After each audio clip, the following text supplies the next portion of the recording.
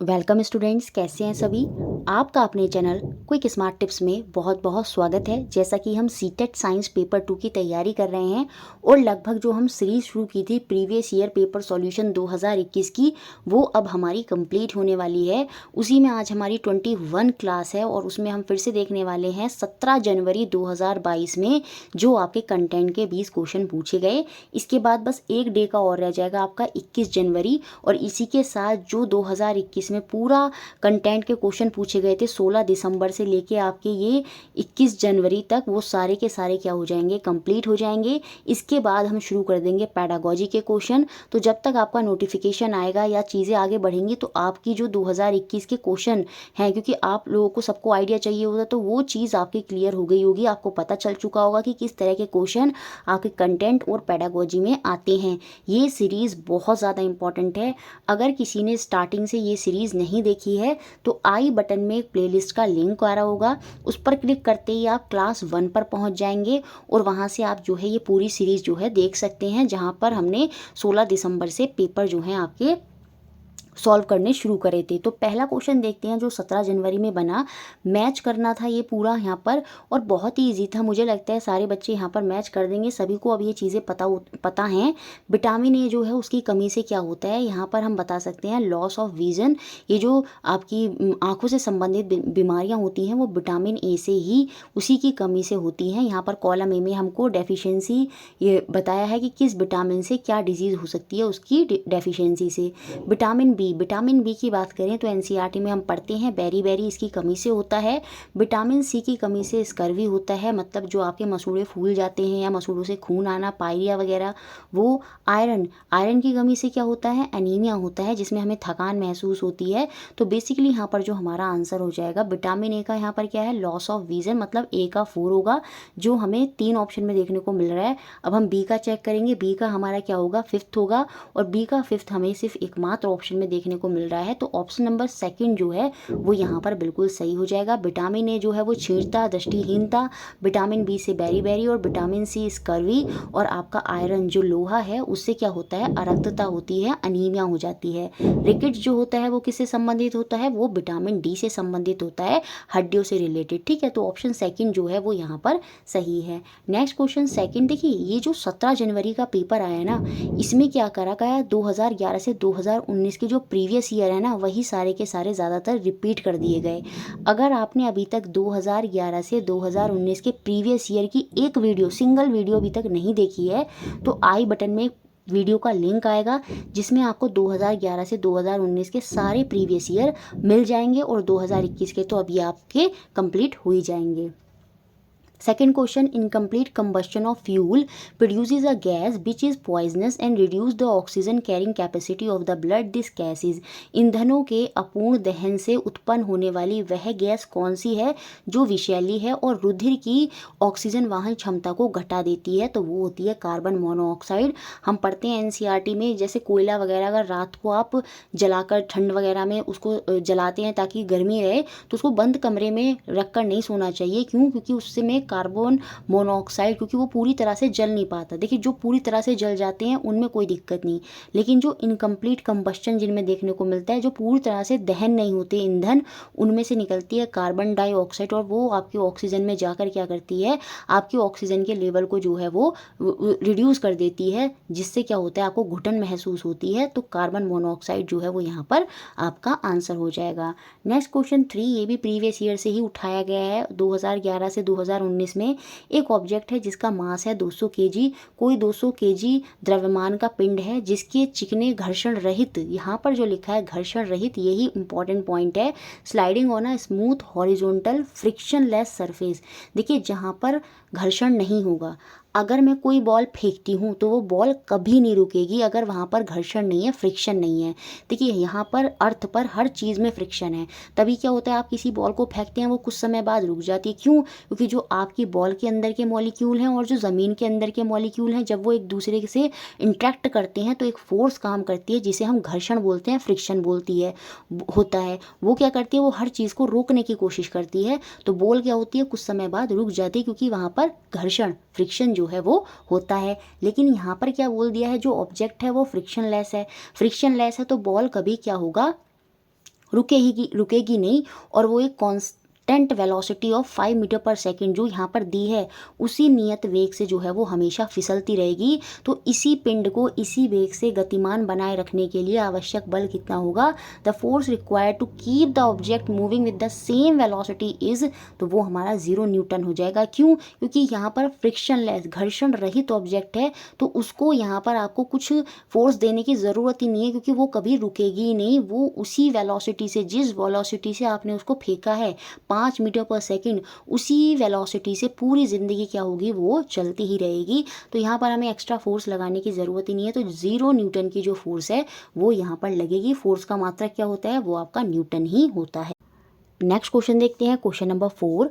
Consider the following statement about rainbow. इंद्रधनुष के विषय में नीचे कुछ कथन दिए हैं, उन पर हमें विचार करके बताना है कि कौन सा स्टेटमेंट यहाँ पर सही है, कौन सा कथन सही है। अब यहाँ से हमें पता चल रहा है कि यहाँ पर 3 कथन सही होंगे, क्योंकि 4 कथन दिए हैं ABCD, तो जिनमें से 3 कथन जो है वो सही होंगे।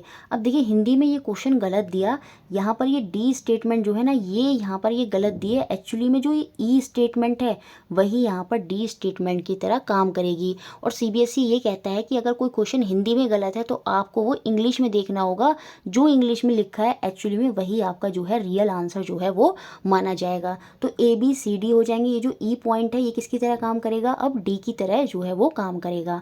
It appear usually after the rain, बिल्कुल जो रेनबो होता है वो जो आपकी वर्षा होती है उसके पश्चात ही उसका दृष्टिगोचर जो है वो होता है। तो ये बात तो बिल्कुल सही है। At the time of rainbow the sun is high in the sky, नहीं, इंद्रधनुष के समय सूर्य आकाश में ऊंचाई पर होता है, ऊंचाई पर नहीं होता, वहां से फिर रेनबो नहीं बन सकता। तो ये पॉइंट जो है यहाँ पर गलत है। फिर क्या बोला है, to observe a rainbow the observer back should be toward the sun, ये बात बिल्कुल सही है। इंद्रधनुष का प्रेषण करने के लिए जो प्रेषण की पीठ है वो सूर्य की ओर होनी चाहिए, उसकी पीठ होनी चाहिए सूर्य की ओर, तभी जो है वो रेनबो हमें रिफ्लेक्ट होकर दूसरी तरफ दिखता है। ठीक है। In the formation of rainbow the water droplet in the atmosphere act as a prism, बिल्कुल प्रिज्म की तरह काम करती हैं। वो क्या करती है, एक माध्यम से दूसरे माध्यम में जाने पर लाइट को 7 कलर में जो है वो बिखेर देती है। इंद्रधनुष के निर्माण में जल की जो सूक्ष्म बूंद होती हैं वो प्रिज्म की भांति कार्य करती हैं। तो A, C और D यहाँ पर बिल्कुल सही हैं। जो B है वो यहाँ पर गलत है। तो यहाँ पर सेकंड ऑप्शन जो है वो आपका बिल्कुल सही हो जाना है। जितने भी पॉइंट आपको इंद्रधनुष के बारे में बताए हैं प्लीज़ इनको अच्छे से याद रखिएगा। नेक्स्ट क्वेश्चन, 5th क्वेश्चन जो एग्जाम में बना, ये भी प्रीवियस ईयर से ही उठा के क्वेश्चन बना है। यहाँ पर हमको कॉलम A में कुछ बताए हैं कि कुछ एल्गी हैं, कुछ बैक्टीरिया हैं, कुछ फंगी हैं, कुछ प्रोटोजोआ हैं, और उनके नाम यहाँ पर दिए हैं और हमें उनसे उनकी क्या करनी है, मैचिंग करनी है। NCERT में जब हम पढ़ते हैं, देखिए जिसको भी माइक्रो ऑर्गेनिज्म वाला चैप्टर देखना है तो आई बटन में एक वीडियो का लिंक आ रहा होगा, जैसे उस पर क्लिक करेंगे तो माइक्रो ऑर्गेनिज्म वाले चैप्टर पर पहुँच जाएंगे। वहाँ NCERT में ये सब चीज़ें अच्छे से बताई गई हैं। तो एल्गी का यहाँ पर उदाहरण कौन सा है, क्लेमाइडोमोनास, ये जो है क्लेमाइडोमोनास बिल्कुल ये एल्गी का ही उदाहरण होता है। तो A का तो फर्स्ट हो जाएगा, जो हमें 3 ऑप्शन में देखने को मिल रहा है, फर्स्ट, सेकंड, फोर्थ। चलिए आगे देखते हैं। बैक्टीरिया के बारे में हम पढ़ते हैं, लैक्टोबैसिलस बैक्टीरिया जो कि दही वगैरह में पाया जाता है। तो B का हमारा 5th हो जाना है, और B का 5th हो जाएगा तो ये ऑप्शन भी बाहर। अब या तो फर्स्ट आंसर है या आपका 4th आंसर है। फंगाई की जब हम बात करते हैं तो वो हमारी होती है एस्परजिलस। जो एस्परजिलस होती है वो एक फंगाई की तरह काम करती है। तो यहाँ पर हमारा C का जो है वो 4th होगा, और C का 4th जो है वो हमें पहले ऑप्शन में देखने को मिलता है। तो यहाँ पर हमारा पहला ऑप्शन जो है वही सही हो जाएगा। प्रोटोजोआ के बारे में हम पढ़ते हैं, अमीबा और पैरामीशियम जो है वो आपके क्या होते हैं, वो आपके प्रोटोजोआ होते हैं। तो यहाँ पर फर्स्ट ऑप्शन जो है वो बिल्कुल सही हो जाना है। NCERT में ये सारे नाम दे रखे हैं तो कोई भी कन्फ्यूज़न नहीं होगा जिसने थ्योरी देख ली है। अभी तक अगर 32 क्लास वाली थ्योरी नहीं देखी है तो आई बटन में प्लेलिस्ट का लिंक आ रहा होगा, प्लीज़ वो 32 क्लास वाले वीडियोस देख लें, पूरी उनकी PDF नोट्स बना लें अच्छे से, और उनको अच्छे से अपना तैयार करें, और उसके बाद ये सब देखें तो बहुत ज़्यादा हेल्प जो है वो आपको होगी। नेक्स्ट क्वेश्चन 6 जो एग्जाम में बना, suppose you are standing in front of a plane mirror.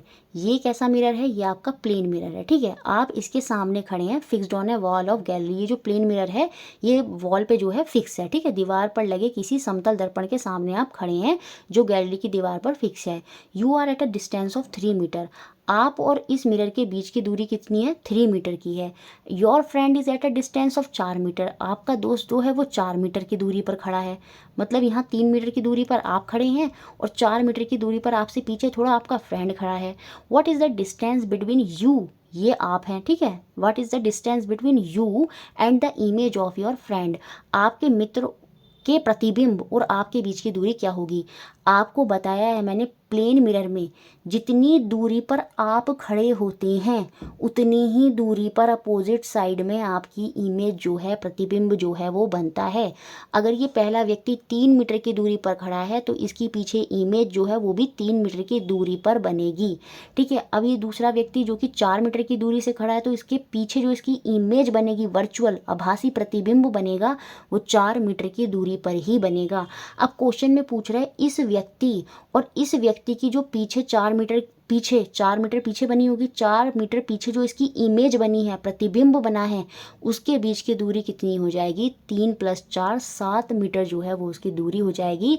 Option number second जो है वो यहाँ पर बिल्कुल सही हो जाना है। मुझे लगता है सभी को ये क्वेश्चन जो है अच्छे से समझ में आ गया होगा। इसके ऑप्शन यहाँ पर चेंज नहीं किए हैं, तो हिंदी में भी आप ऑप्शन नंबर सेकंड जो है वो इसका सही मान लेंगे।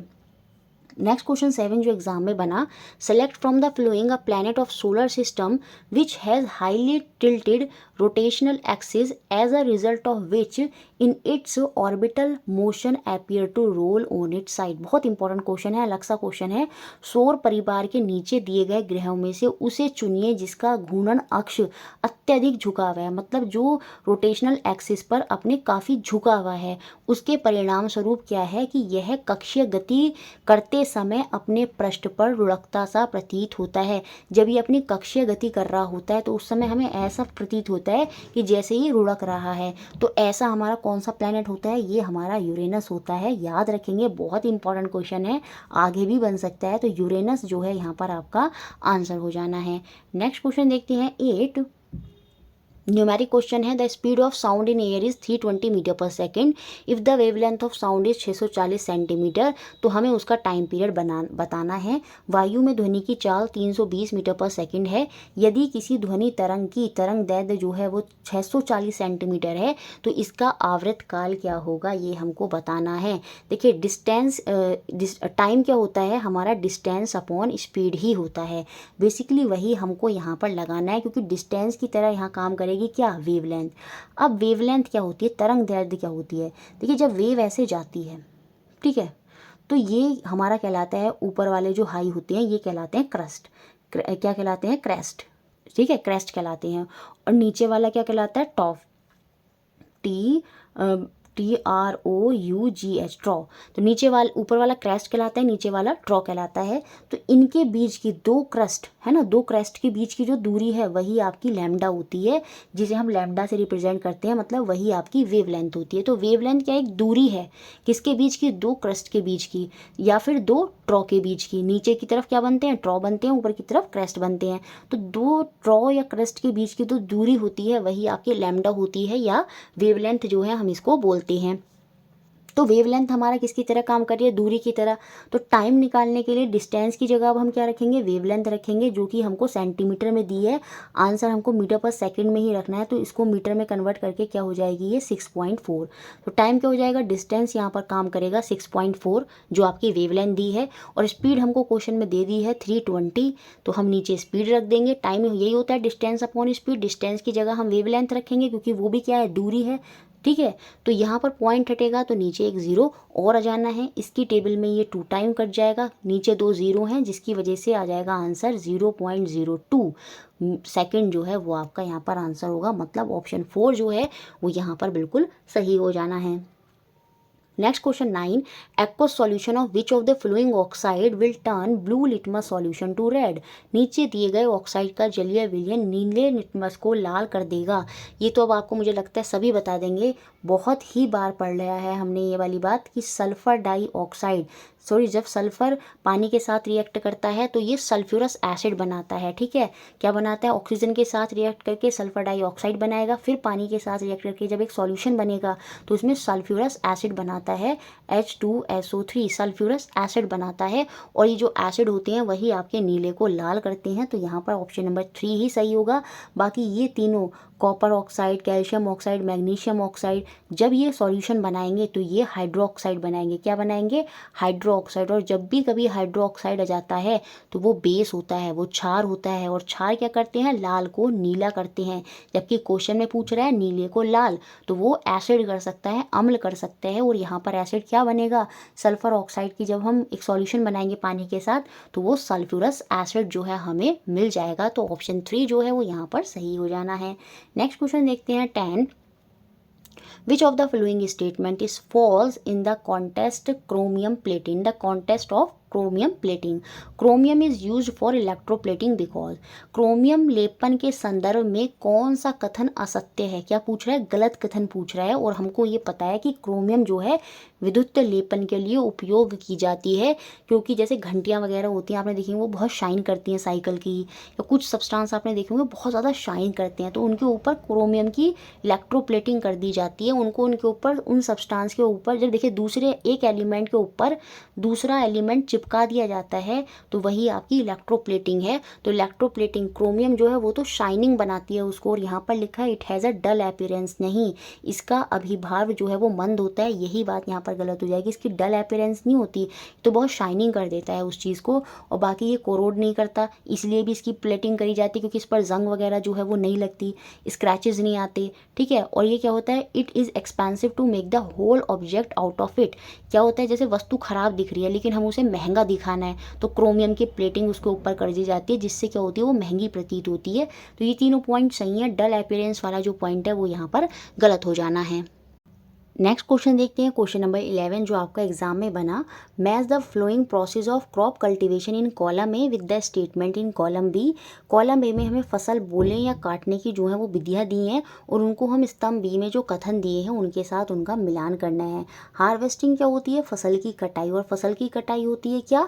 Cutting of crop after it maturation. जब फसल परिपक्व हो जाती है, जब हम उसकी कटाई करते हैं तो वो हमारी हार्वेस्टिंग होती है। तो ए का हमारा क्या हो जाना है? यहाँ पर थर्ड हो जाना है, जो कि हमें 3 ऑप्शन में देखने को मिल रहा है। चलिए आगे देखते हैं।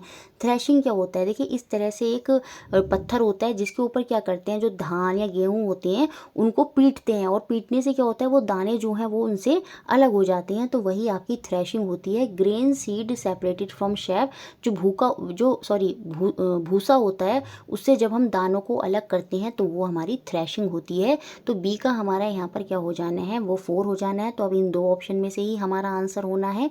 सी देखते हैं, क्रॉप रोटेशन क्या होता है? Growing different crop alternately. जब हम फसलों को अलग अलग बारी बारी से उगाते हैं तो वो आपकी क्रॉप रोटेशन होती है। तो वो हमारा यहाँ पर सी का सेकंड हो जाना है, मतलब ऑप्शन नंबर 3 जो है वो यहाँ पर बिल्कुल सही होगा। ड्रिप सिस्टम क्या होता है? Water fall drop by drop directly near the root. जल जो है वो बूंद बूंद करके सीधे जड़ों के पास गिरता है, वही आपका ड्रिप सिस्टम होता है। तो सारे ऑप्शन आपको अब अच्छे से समझ में आ गए होंगे। तो ऑप्शन नंबर 3 जो है वो यहाँ पर आंसर है। नेक्स्ट क्वेश्चन 12 जो एग्जाम में बना। When human being inhale oxygen during respiration. जब मानव श्वसन के दौरान ऑक्सीजन अंदर खींचता है तो कौन सा movement does not take place? तब कौन सी क्रिया है जो संपादित नहीं होती, ये हमको बताना है। The air is drawn in through the nostril. बिल्कुल, जो हमारे नाथुलों होते हैं, नाथुनों होते हैं, उनमें क्या होता है? हवा अंदर ली जाती है, हवा को हम अंदर लेते हैं। Ribs move out. जो हमारी पसलियाँ होती हैं वो बाहर की ओर गति करती हैं, बिल्कुल ऐसा होता है। आप चाहें तो सांस लेकर देखेंगे तो पसलियाँ बाहर की पसलियाँ मूव आउट करती हैं। डायफ्राम जो होता है वो मूव अप नहीं करता, वो डाउन करता है। तो ये ही यहाँ पर गलत हो जाएगा। मध्य पट जो होता है वो ऊपर उठता है, नहीं। देखिए डायफ्राम क्या होता है? एक बैलून की तरह होता है, ठीक है। जब उसमें हवा भरनी है तो सीधी सी बात है क्या होगा? बैलून जो है वो नीचे की तरफ को चला जाएगा। तो ऐसे डायफ्राम होता है जो एक बेस इस तरह से बनाए हुए होता है। जैसे ही हम सांस लेते हैं तो वो क्या होता है? बैलून की तरह नीचे को फूल जाता है। तो वो मूव अप नहीं होता, मूव डाउन होता है जब हम सांस लेते हैं।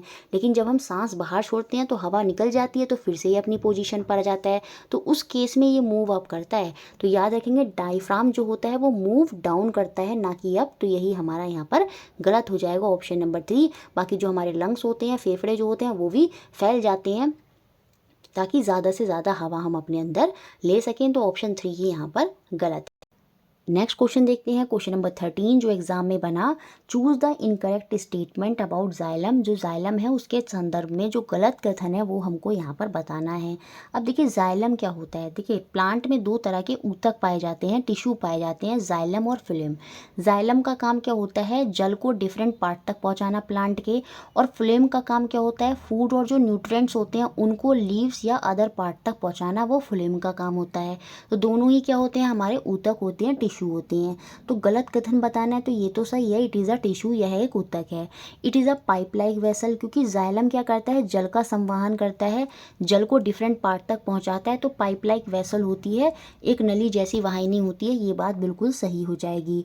इट ट्रांसपोर्ट फूड, नहीं food and nutrient from leaves to other part, यह भोजन तथा पोषक तत्वों का पत्तियों से पौधों के अन्य भाग तक संवहन करता है। बिल्कुल ये काम इसका नहीं होता जाइलम का, ये काम होता है आपका फिल्म का। किसका काम होता है, ये आपका फिल्म का काम होता है, फिल्म टिश्यू जो होता है उसका काम होता है। तो यही पॉइंट यहाँ पर गलत हो जाएगा, क्योंकि वो ऊतक किसका काम होता है, फिल्म टिश्यू का काम होता है। बाकी ट्रांसपिरेशन प्रोड्यूसेस सकन पुल इन इट, बिल्कुल वाष्पोत्सर्जन इसमें जो है चूषण बल उत्पन्न करता है। देखिए चूषण बल क्या होता है, सकन पुल क्या होता है, जैसे आपने देखा होगा आप जूस वगैरह पीते हैं तो उसमें स्ट्रॉ डालते हैं, तो स्ट्रॉ क्या करता है, उस जूस को अपने अंदर खींचता है, तो वही क्या है, वो सकन पुल है। तो ट्रांसपिरेशन में ये सकन पुल होता है, तभी तो पानी क्या होता है, पत्तियों तक जाके बाहर निकल जाता है। तो ट्रांसपिरेशन प्रोसेस में ये सकन पुल जो है, इसमें ये जो है मदद करता है जाइलम टिश्यू, ये बात भी यहाँ पर सही है। तो 3 जो है वो गलत हो जाएगा, क्यों, क्योंकि वो फिल्म का काम है ना कि जाइलम का।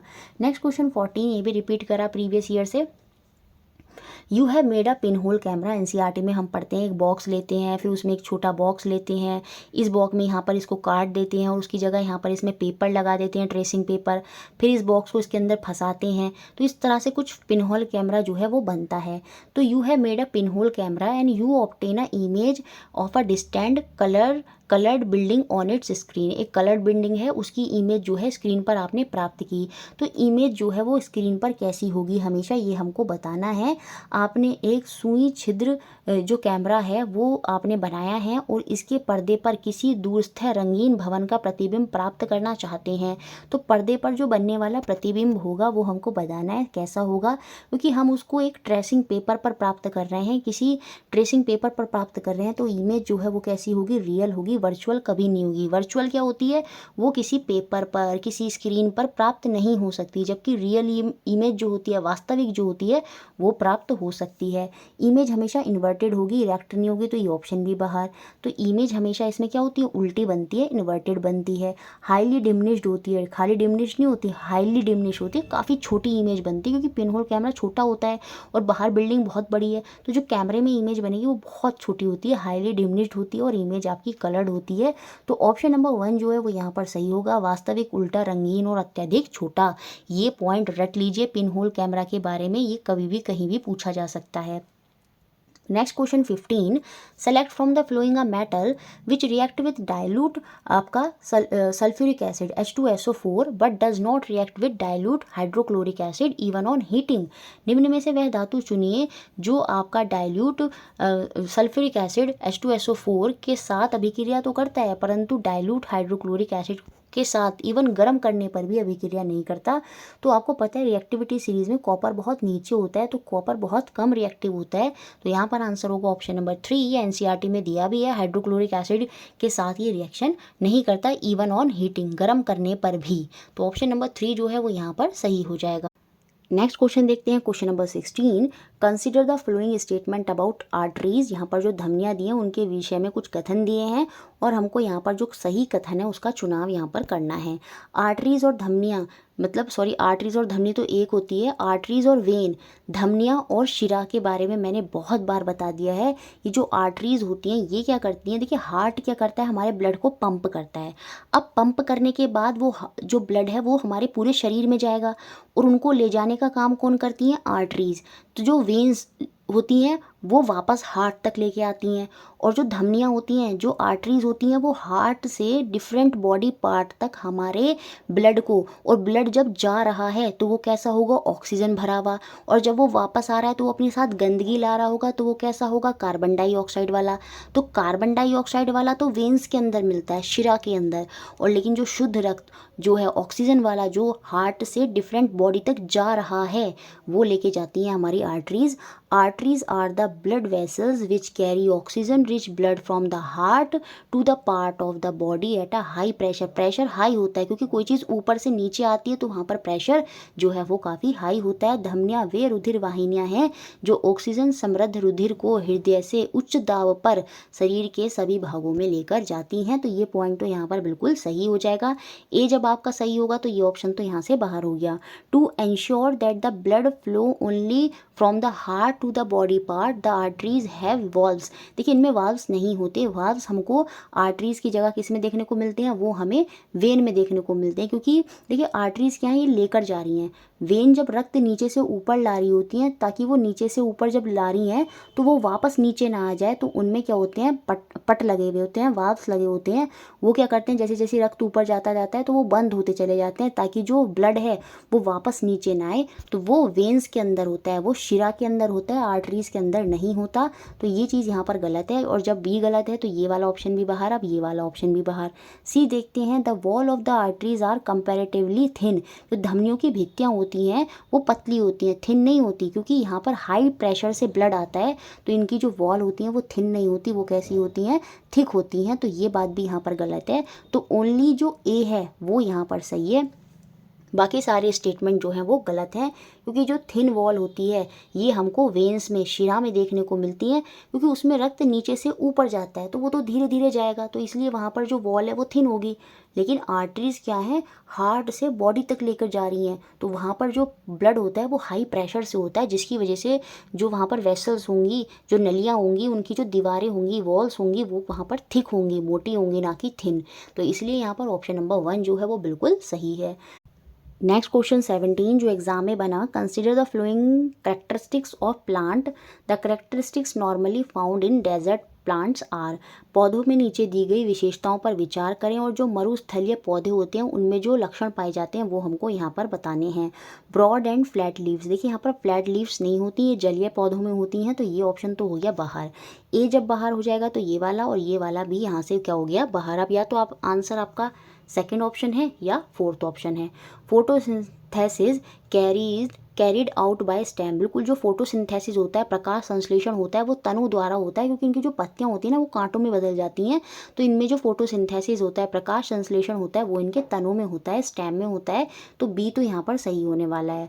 रूट्स गोइंग वेरी डीप, बिल्कुल जो जड़ें होती हैं पानी बहुत गहराई से लाना होता है, तो रूट जो है वो बहुत ज़्यादा डीप होते हैं, बहुत गहराई तक पहुँचना होता है। तो सी भी यहाँ पर सही हो जाएगा, बी सी सही हो गया। अब आगे देखते हैं डी को। Very little loss of water through transpiration, बिल्कुल वाष्पोत्सर्जन के दौरान जो जल है उसका बहुत ही कम ह्रास होता है, क्योंकि वहाँ पर जल होता ही नहीं है, तो इसलिए ट्रांसपिरेशन का जो रेट होता है यहाँ पर बहुत ही कम होता है। बी सी डी सारे के सारे यहाँ पर जो है वो सही निकल रहे हैं। तो ये ऑप्शन तो पहले से बाहर थे। बस अब हम ई को और चेक कर लेते हैं। Cone shaped plant and sloping branches, ये हमें पहाड़ी इलाकों में ऊपर की तरफ देखने को मिलती हैं जहाँ बर्फ़ होती है, तो ये यहाँ से बाहर हो जाएगा। तो बी सी और डी जो है वो यहाँ पर सही होगा, मतलब ऑप्शन नंबर सेकंड जो है वो आपका आंसर हो जाना है। नेक्स्ट क्वेश्चन देखते हैं 18 जो एग्जाम में बना, कंसिडर द फ्लोइंग स्टेटमेंट। और यहाँ पर हमको इन कथनों को पढ़कर सही कथन का जो है वो चयन यहाँ पर हमें करना है। तो कोई 3 कथन जो है इन 5 कथनों में से सही है। इन फोटोसिंथेसिस सोलर एनर्जी जो है वो कन्वर्ट होती है केमिकल एनर्जी में, बिल्कुल यहाँ पर एक पूरी रिएक्शन होती है जिसमें कार्बन डाइऑक्साइड जल का यूज़ करके कार्बोहाइड्रेट जो ग्लूकोज है वो बन जाता है। तो सोलर एनर्जी जो है यहाँ पर केमिकल एनर्जी में बदल जाती है। प्रकाश संश्लेषण में सौर ऊर्जा रासायनिक ऊर्जा में परिवर्तित होती है। ए यहाँ पर बिल्कुल सही है, और जब ए सही है तो ये ऑप्शन हो गया बाहर। In photosynthesis CO2 and water is use, बिल्कुल 6 CO2 प्लस 12 H2O, जल और कार्बन डाइऑक्साइड का ही प्रयोग होता है, और फिर रिएक्शन बनती है C6H12O6। और ये क्या होता है, ये आपका एक कार्बोहाइड्रेट होता है, जो ग्लूकोज होता है वो हमको यहाँ पर मिल जाता है। तो कार्बन डाइऑक्साइड और जल का प्रयोग किया जाता है, तो बी भी सही हो जाएगा। ए भी सही और बी भी सही, ठीक है। अब तो ये बी भी सही है, तो ये ऑप्शन भी बाहर हो गया। अब या तो आंसर पहला ऑप्शन है या आपका चौथा ऑप्शन है। इन फोटोसिंथेसिस प्रकाश संश्लेषण में CO2 इज रिलीज, गलत। CO2 मुक्त नहीं होती, ऑक्सीजन मुक्त होती है, तो ये ऑप्शन हो गया गलत। सी गलत हो गया, तो ये भी बाहर, मतलब ऑप्शन नंबर 4 जो है वो आपका आंसर हो जाएगा। फोटोसिंथेसिस में ऑक्सीजन बाहर निकलती है और कार्बन डाइऑक्साइड जो है वो यूज़ करता है, तो डी भी सही है। और ई पॉइंट देख लेते हैं, जो कि जिसका कोई सेंस नहीं बन रहा हमारे ऑप्शन से, क्योंकि हमें तो अपना आंसर मिल गया ए, बी एंड डी, फिर भी हम इसको पढ़ लेते हैं। Photosynthesis take place during day and night, ये बात यहाँ पर गलत है। फोटोसिंथेसिस केवल दिन के समय होता है, ये रात के समय नहीं होता, क्योंकि ये सूर्य की प्रेजेंस में होता है, तो ई पॉइंट गलत। तो यहाँ पर ए, बी, डी जो है वो यहाँ पर बिल्कुल सही हो जाने हैं। Next question 19, consider the statement, और हमको सही कथन जो है यहाँ से बताने हैं। Small intestine is highly coiled and shorter than large intestine, ये बात यहाँ पर गलत है। ये शॉर्ट नहीं होती, स्मॉल इंटेस्टाइन तो क्या होती है 7.5 मीटर की होती है, और जबकि जो लार्ज इंटेस्टाइन होती है वो 1.5 मीटर की होती है, और इनका जो रेशो होता है वो 5:1 होता है। तो इसमें जो स्मॉल इंटेस्टाइन है वो लार्ज होती है, ना कि शॉर्ट होती है, तो पहला ऑप्शन तो यहाँ पर क्या होता है, गलत हो जाना है। जबकि जो लार्ज इंटेस्टाइन होती है वो वाइडर होती है, वो चौड़ाई में ज़्यादा बड़ी होती है, लंबाई में जो बड़ी होगी वो तो आपकी स्मॉल इंटेस्टाइन ही होती है, तो पहला ऑप्शन हो गया गलत। पहला ऑप्शन गलत मतलब ए गलत, ए गलत, तो ये ऑप्शन बाहर, ये ऑप्शन बाहर, ये ऑप्शन बाहर, आप आंसर पर आ गए। सेकंड ऑप्शन जो है वो आपका सही हो जाएगा, बी एंड सी। इस तरह की स्मार्ट अप्रोच भी आपको एग्जाम में रखनी, क्योंकि टाइम वहाँ पर कम है और क्वेश्चन काफ़ी लेंथी आते हैं। सी ऑप्शन क्या है, liver is the largest gland in the body which secrete bile juice, बिल्कुल यकृत शरीर की सबसे बड़ी ग्रंथि है जो पित्तरस का स्त्राव करती है। जो पैनक्रियाटिक जूस होते हैं वो act on fat and change them into simpler form, तो यहाँ पर देखिए ये भी जो है आपका गलत हो जाएगा, तो बी और सी जो है वो यहाँ पर आपके सही हो। नेक्स्ट क्वेश्चन 20, इसको देखने से पहले एक रिक्वेस्ट है, वीडियो अच्छा लगता है तो लाइक करें, शेयर करें और चैनल को सब्सक्राइब ज़रूर करें। दिल से अच्छा लगता है तो लाइक ज़रूर करके जाया करें। कॉलम 1 और कॉलम 2 का मिलान जो है वो यहाँ पर हमको करना है। पेनिसिलिन की खोज किसने की है, वो हमारी अलेक्जेंडर फ्लेमिंग ने की है, ये एनसीईआरटी में हम पढ़ते भी हैं। स्मॉल पॉक्स वैक्सीन की खोज किसने की है, एडवर्ड जेनर ने की है। फर्मेंटेशन की खोज किसने की है, लुइस पास्चर ने की है। और बैसिलस एंथ्रेसिस नामक बैक्टीरिया की खोज किसने की, रॉबर्ट कॉच ने की। तो पहला ऑप्शन जो है वो यहाँ पर बिल्कुल सही हो जाएगा, पेनिसिलिन हो जाएगा अलेक्जेंडर फ्लेमिंग, और आपका स्मॉल पॉक्स वैक्सीन जो हो जाएगी वो हो जाएगी एडवर्ड जेनर। फर्मेंटेशन के लिए हो जाएंगे लुइस पास्चर, और बैसिलस एंथ्रेसिस नामक बैक्टीरिया के लिए हो जाएंगे रॉबर्ट कॉच। तो ये सारे क्वेश्चन थे जो पूछे गए, काफ़ी ईजी क्वेश्चन जो है वो 17 तारीख में पूछे गए, प्रीवियस ईयर से ज़्यादा उठाए गए थे। कुछ सेट्स में टफ क्वेश्चन है, कुछ सेट में ईजी क्वेश्चन है। अभी आपका लक रहेगा पूरा कि आपको किस तरह का जो सेट है वो एग्जाम में देखने को मिलेगा। प्रीवियस ईयर सारे देख कर जाने हैं, बहुत ज़्यादा हेल्प मिलेगी 2022 में। वीडियो अच्छा लगता है लाइक करें, शेयर करें और चैनल से जुड़े रहें।